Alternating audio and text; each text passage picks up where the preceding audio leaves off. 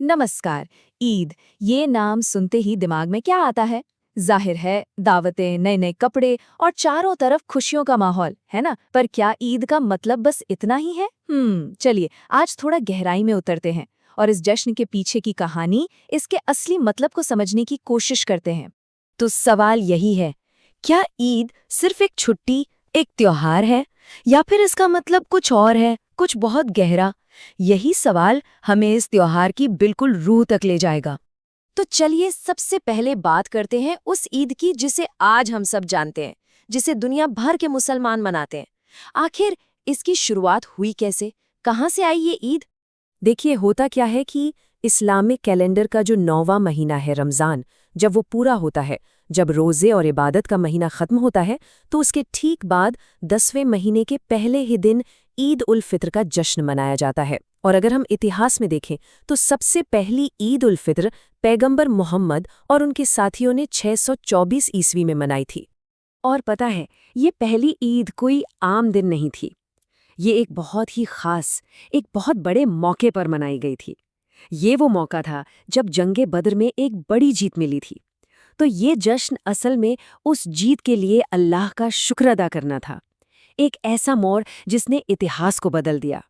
कहानी कुछ यूं है कि जब पैगंबर मदीना पहुंचे तो उन्होंने देखा कि वहां के लोग साल में 2 दिन बस खेल कूद और मेले ठेले में जश्न मनाते थे।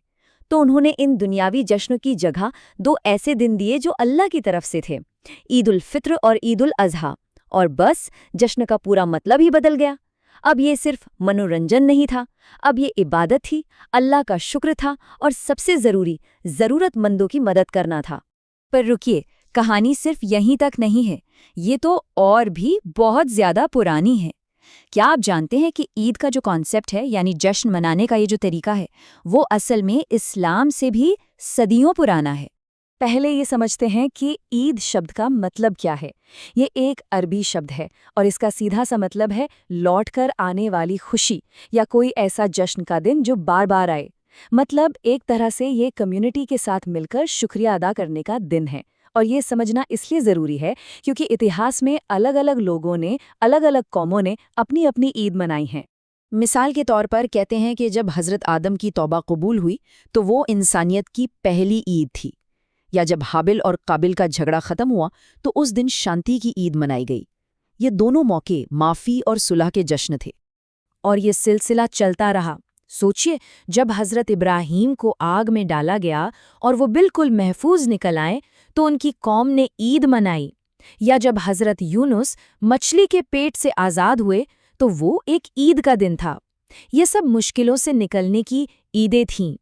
यही नहीं, जब हज़रत मूसा ने अपनी कौम को फ़िरौन की ग़ुलामी से आज़ादी दिलाई तो वो एक बहुत बड़ी ईद थी।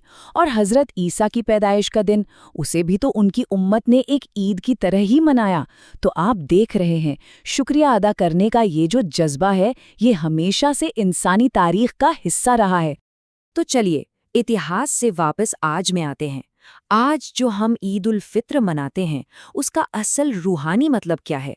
क्यों ये सिर्फ एक दावत या जश्न से कहीं ज्यादा है? देखिए, सबसे पहली और सबसे जरूरी बात तो ये है कि ईद उल फितर अल्लाह के तरफ से एक तोहफा है, एक इनाम है। किस लिए? पूरे महीने जो रोजे रखे, जो इबादतें की, ये उसका इनाम है। ये इस बात का शुक्राना है कि हमें ये सब करने की ताकत मिली। और एक और बड़ी वजह है, ये उस पवित्र कुरान के नाजिल होने का भी जश्न है जिसकी शुरुआत इसी मुबारक महीने यानी रमजान में हुई थी। तो ईद का जो असली मैसेज है ना, वो सिर्फ एक दिन की खुशी तक सीमित नहीं है। इसका मकसद बहुत गहरा है। मकसद ये है कि जिस प्यार से, जिस हमदर्दी से हम ईद के दिन मिलते जुलते हैं, गरीबों का ख्याल रखते हैं, वो जज्बा, वो एहसास हमेशा हमारी जिंदगी का हिस्सा बना रहे। और ईद की इसी रूह को, इसी असल मतलब को समझने के लिए एक बहुत ही प्यारी कहानी है। एक ऐसा वाकया जो दिल को छू जाता है और ईद का मतलब बिल्कुल साफ कर देता है। हुआ यूं कि एक बार ईद का दिन था। पैगंबर मोहम्मद नमाज के लिए ईदगाह जा रहे थे। रास्ते में उन्होंने देखा सारे बच्चे नए कपड़े पहने खेल कूद रहे हैं, खुश हैं। लेकिन एक बच्चा, वो सबसे अलग, कोने में बिल्कुल चुपचाप और बहुत उदास बैठा हुआ था। पैगंबर उसके पास गए, बहुत प्यार से पूछा कि बेटा, क्या बात है, क्यों उदास हो? तो उस बच्चे ने जो जवाब दिया, उसने कहा, मैं यतीम हूं, मेरे लिए कपड़े लाने वाला कोई नहीं है। ये सुनते ही पैगंबर की आंखों में आंसू आ गए। वो फौरन उस बच्चे का हाथ पकड़कर अपने घर ले गए और फिर उस बच्चे से कहा, फिक्र मत करो, आज से मैं तुम्हारा बाप हूँ और आयशा तुम्हारी माँ। उसे नहलाया गया, नए कपड़े पहनाए गए। सोचिए, सिर्फ कपड़े नहीं दिए, उसे एक परिवार दे दिया और फिर उसे पैदल नहीं बल्कि अपने कंधों पर बिठाकर ईदगाह लेकर गए। ये कहानी हमें सिखाती है कि ईद क्या है। पैगंबर ने कहा था कि जो किसी यतीम की देखभाल करेगा वो और मैं जन्नत में ऐसे साथ होंगे। और ये कहकर उन्होंने अपनी 2 उंगलियों को एक साथ जोड़कर दिखाया, बिल्कुल पास पास। तो ईद का असली मतलब क्या निकला? सिर्फ अपने लिए, अपने परिवार के लिए नए कपड़े और सेवैयां नहीं। नहीं, इसका असली मतलब है अपने चारों तरफ देखना, ये सुनिश्चित करना कि हमारे आसपास कोई ऐसा तो नहीं है जो अकेला है, जो उदास है। ईद असल में अपनी खुशी को दूसरों में बांटने का नाम है। तो आखिर में सवाल ये नहीं है कि ईद का मतलब क्या है, क्योंकि वो तो अब हम जान गए। असली सवाल ये है कि हम इस मतलब को अपनी जिंदगी में कैसे उतार सकते हैं। इस ईद हम सब अपनी खुशी को दूसरों तक कैसे पहुंचा सकते हैं, उन तक जिन्हें शायद इसकी सबसे ज्यादा जरूरत है।